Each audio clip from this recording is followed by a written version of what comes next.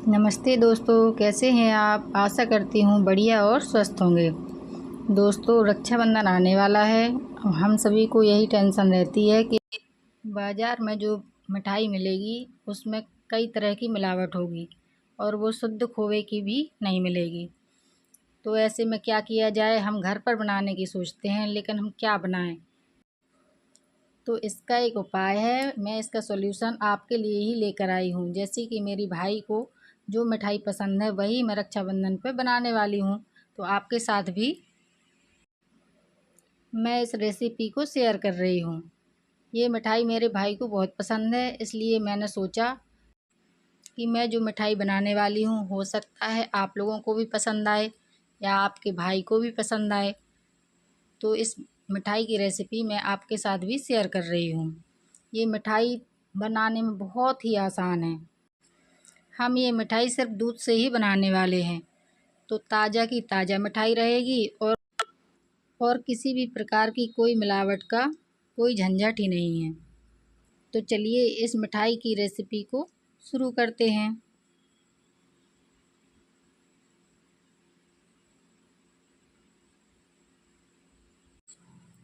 दोस्तों, सबसे पहले हम एक कढ़ाई में थोड़ा सा पानी डालते हैं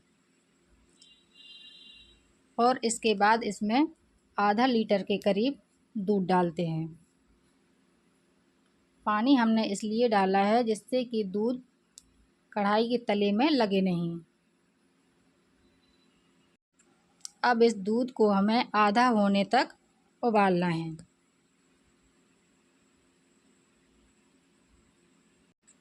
हम थोड़ी थोड़ी देर में दूध को लगातार चलाते रहेंगे, जिससे कि हमारा दूध नीचे लगेगा नहीं।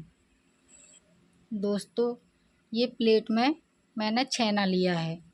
छेना जो हम दूध को फाड़ कर निकालते हैं, पानी अलग कर देते हैं और दूध का जो छेना निकलता है वो मैंने अलग कर लिया है। मैंने आपको दूध को फाड़ते हुए इसलिए नहीं दिखाया क्योंकि वीडियो बहुत ज़्यादा लंबा हो जाता। इसलिए मैं आपको बता रही हूँ कि ये 1.5 लीटर दूध को फाड़कर मैंने छेना बनाया है और आधा लीटर दूध हमने उबलने के लिए रख दिया है। तो कुल मिलाकर हमें 2 लीटर दूध की मिठाई बनानी है। अब इस छेने को हम हथेलियों की सहायता से धीरे धीरे मैश करेंगे, जिससे कि इसमें गुठलियाँ वगैरह हों तो वो आसानी से हट जाएं। हमें बहुत ज़्यादा चिकना इसको नहीं करना है, बस जो बड़ी बड़ी गुठलियाँ हैं उन्हें हमें ख़त्म करना है।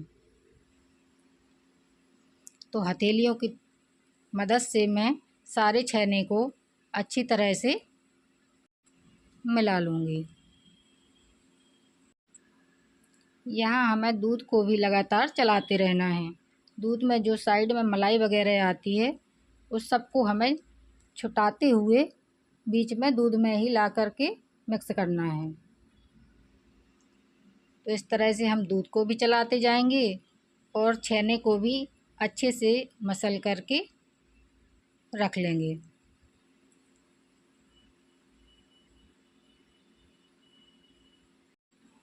दोस्तों, हमें दूध को रबड़ी जैसा आने तक उबालना है। यहाँ पे हम छेना को भी साथ में अच्छी तरह से मिक्स कर लेते हैं। फ्लेम को हमें बिल्कुल लो रखना है। दूध हमारा उबलते उबलते लगभग आधा ही हो गया है। बस कुछ देर और चलाएंगे, उसके बाद हम मिठाई बनाने की आगे की प्रोसेस को करेंगे। मैं ये मिठाई इसलिए बना रही हूँ क्योंकि मेरे भाई को ये मिठाई सबसे ज़्यादा पसंद है। तो अगर आप लोगों को कोई और मिठाई भी देखना हो तो आप मुझे प्लीज़ कमेंट में बताइए। मैं उस मिठाई की रेसिपी भी आपके साथ शेयर करूँगी। दूध हमारा उबल रहा है, हमें छेने को भी लगातार मिक्स करते जाना है। हथेलियों से छेना मैंने लगभग मिक्स कर ही लिया है, बस थोड़ा सा और बचा है तो वो भी हम कर लेते हैं। दोस्तों, अगर आप ये मिठाई बनाकर अपने भाई को या फैमिली में किसी को भी खिलाएंगे तो मैं 100% कहती हूँ आपकी तारीफ़ तो पक्की है। इस मिठाई को आप बनाइए और फिर बनाने के बाद मुझे भी मैसेज करके ज़रूर बताइएगा कि आपको ये मिठाई कैसी लगी। तो छेना हमारा लगभग हो ही गया है। अब हम दूध में स्वाद के अनुसार चीनी डाल देते हैं। मैंने इसलिए आपसे ऐसा कहा क्योंकि हम सब लोग अलग अलग मीठा खाते हैं। किसी के यहाँ ज़्यादा मीठा खाया जाता है, किसी के यहाँ कम मीठा। तो इतने दूध में जिस हिसाब से चीनी लगनी थी, मेरे यहाँ थोड़ा कम मीठा ही खाते हैं, उस हिसाब से मैंने चीनी को डाल लिया है। अब हमारा दूध लगभग रबड़ी के स्टेज में आ गया है। चीनी को हमें अच्छी तरह से मिक्स कर लेना है।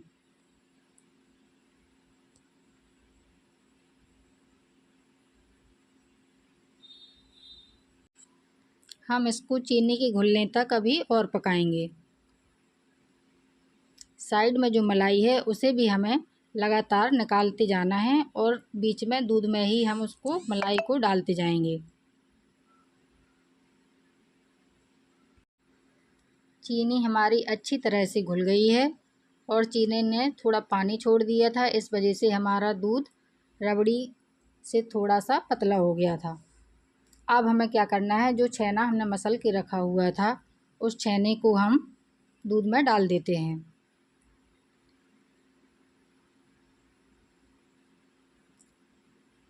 सारा छेना हमें अच्छी तरह से डाल लेना है, कुछ भी वेस्ट नहीं करना है।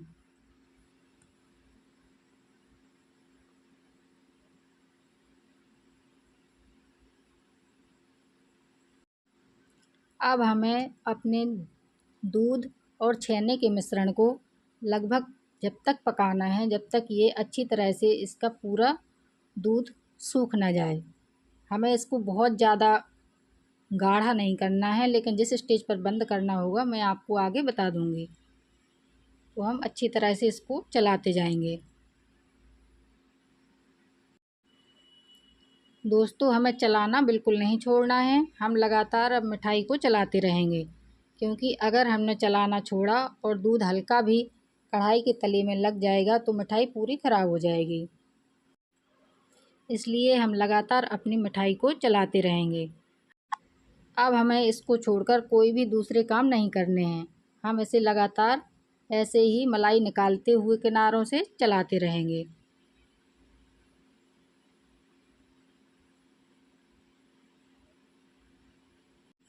हमारी मिठाई के मिश्रण में से दूध काफ़ी मात्रा में सूख गया है। अभी कम से कम हमें 2-3 मिनट और पकाना है। अब इस स्टेज पर हम क्या करेंगे, इसमें थोड़ा सा मिल्क पाउडर डालेंगे। दोस्तों, मिल्क पाउडर डालना बिल्कुल ऑप्शनल है। अगर आपके पास नहीं है तो आप बिल्कुल भी इस बात की चिंता मत कीजिए कि हमारी मिठाई अच्छी नहीं बनेगी। हमारी मिठाई तब भी बहुत अच्छी बनने वाली है। मेरे पास मिल्क पाउडर था, इसलिए मैंने खाने वाली चम्मच से 4-5 चम्मच मिल्क पाउडर ऐड कर दिया है।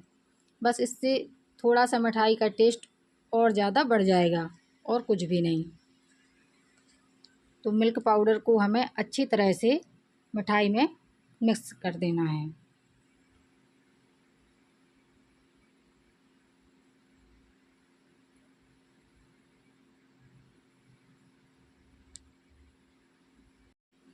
अब हमें सिर्फ 2 से 3 मिनट अपने मिश्रण को और पकाना है।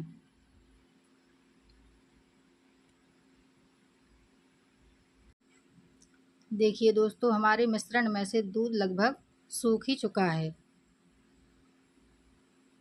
अब हम क्या करेंगे, इसमें थोड़ा सा इलायची पाउडर डालेंगे, जिससे हमारी मिठाई का फ्लेवर और ज़्यादा बढ़ जाएगा। इलायची पाउडर डालने के बाद हम इसे बस आधे मिनट तक और मिक्स करेंगे और गैस को बंद कर देंगे।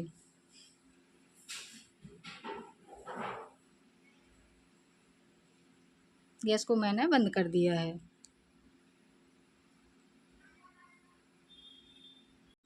मैंने मिठाई में डालने के लिए कुछ बादाम को काटा है। आप चाहें तो दूसरे ड्राई फ्रूट्स भी ले सकते हैं। दोस्तों, अब मैं एक प्लेट को घी से ग्रीस कर लेती हूँ। आप जिस प्लेट या थाली में चाहें जिसमें भी आपको मिठाई को सेट करना हो उसको आप घी से ग्रीस कर लीजिए। तेल से मत कीजिएगा क्योंकि हम मिठाई बनाने वाले हैं, तो मिठाई के लिए घी ही अच्छा रहेगा।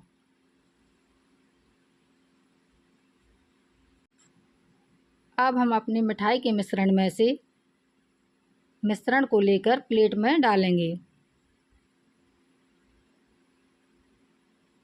हमें इससे ज़्यादा मिश्रण को गाढ़ा नहीं करना था, बस आप इतनी ही कंसिस्टेंसी आने तक मिश्रण को रखिएगा। उसके बाद हम प्लेट में ट्रांसफ़र कर लेंगे। हम अभी आधा मिश्रण ही प्लेट में डालेंगे और आधा मिश्रण मैं कढ़ाई में ही रखूँगी। ये मैंने किस लिए आधा कढ़ाई में रखा है ये भी मैं आपको आगे बताने वाली हूँ। पहले जो मिश्रण हमने प्लेट में डाला है उस मिश्रण को हम अच्छी तरह से फैला करके सेट कर लेते हैं। आप जैसा भी शेप देना चाहें चम्मच की मदद से उसे सेट कर लीजिए।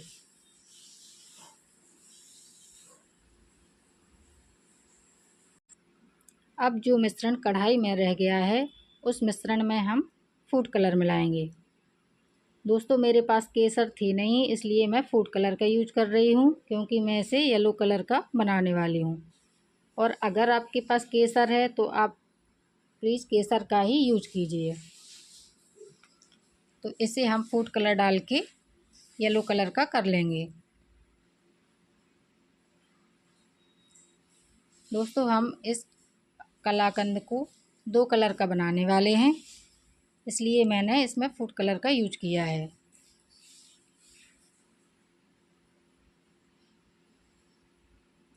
तो कलर अच्छी तरह से हमारे मिश्रण में मिक्स हो गया है।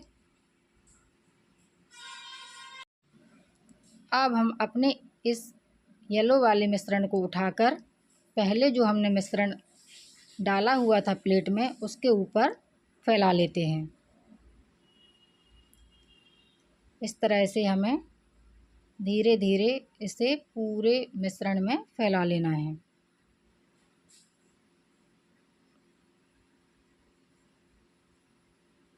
मैं सारा मिश्रण अच्छी तरह से पोंछ रही हूँ कि कुछ भी वेस्ट ना जाए। अब हम एक खाने वाली चम्मच से येलो वाले मिश्रण को वाइट वाले मिश्रण के ऊपर धीरे धीरे फैला लेते हैं। दोस्तों हमें ज़्यादा जल्दबाजी नहीं करनी है कि मिश्रण आपस में एक दूसरे में बहुत ज़्यादा मिक्स हो जाए। हमें इसकी एक लेयर धीरे धीरे फैलाकर ही वाइट मिश्रण के ऊपर लगानी है। ये देखिए मैं आपको पास से भी दिखा रही हूँ। इस तरह से मैं धीरे धीरे इसको पूरे मिश्रण के ऊपर सेट कर ले रही हूँ।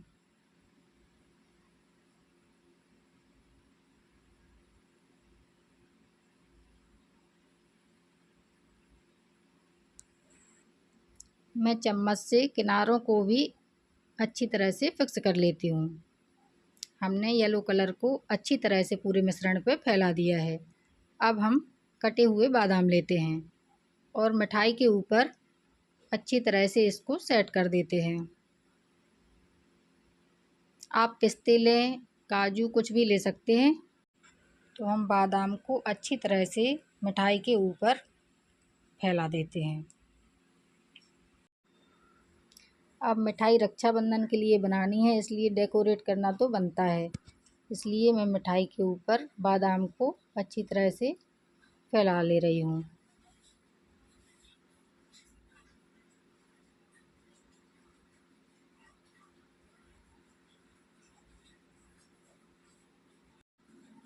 अब हम क्या करेंगे, चम्मच के पीछे वाले हिस्से से हल्का हल्का इसे दबा देंगे जिससे कि हमारे बादाम मिठाई में अच्छी तरह से चिपक जाएं। ये कट करने के बाद गिरे नहीं, इसलिए मैं ऐसा कर रही हूँ।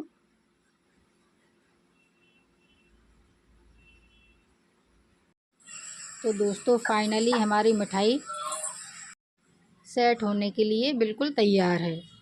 अब मैं इसे 1 घंटे के लिए बाहर रख दूँगी जिससे ये अच्छी तरह से सेट हो जाए। अगर आपको ज़्यादा जल्दी है तो आप आधे घंटे के लिए इसे फ्रिज में रख दीजिए। फ्रीज़र में हमें नहीं रखना है। मैंने मिठाई को 1 घंटे के लिए बाहर ही छोड़ दिया था। मैंने इसको फ्रिज में नहीं रखा था। अब हम 1 घंटे के बाद इसको कट कर लेते हैं। आप जिस भी शेप में चाहें इसको काट सकते हैं। क्योंकि हम बर्फ़ी बना रहे हैं इसलिए मैं इसे स्क्वायर शेप में ही रख रही हूँ। आप चाहें तो इसे डायमंड में भी कट कर सकते हैं।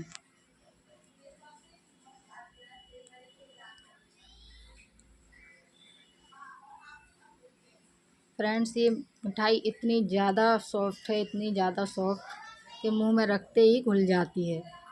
इसलिए ये काटने में बिल्कुल आसानी से मक्खन की तरह मेरी चाकू चल रही है इसके ऊपर।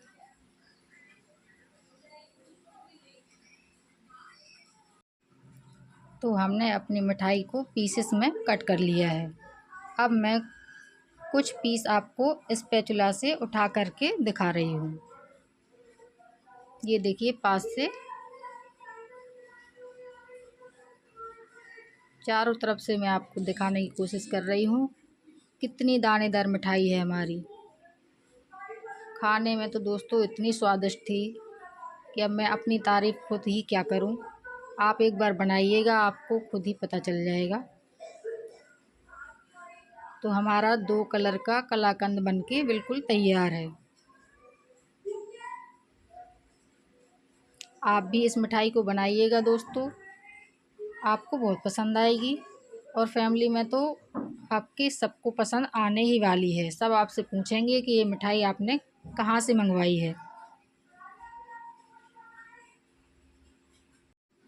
दोस्तों, मैंने सोचा मैं आपको प्लेट उठा करके मिठाई दिखा देती हूँ तो आपको ज़्यादा अच्छे से समझ में आएगा। लेकिन यहाँ बहुत ज़्यादा चमक आ रही है, मैं आपको दूसरी प्लेट में रख कर दिखाती हूँ। तो ये देखिए फ्रेंड्स, अब उतनी चमक नहीं आ रही है। ये देखिए पास से आप। दोस्तों, अगर आपको मेरी मिठाई की रेसिपी पसंद आए तो प्लीज़ इसे लाइक, शेयर और चैनल को सब्सक्राइब कीजिए। ये देखिए, एक पीस उठाकर मैं आपको दिखा रही हूँ, एकदम दानेदार।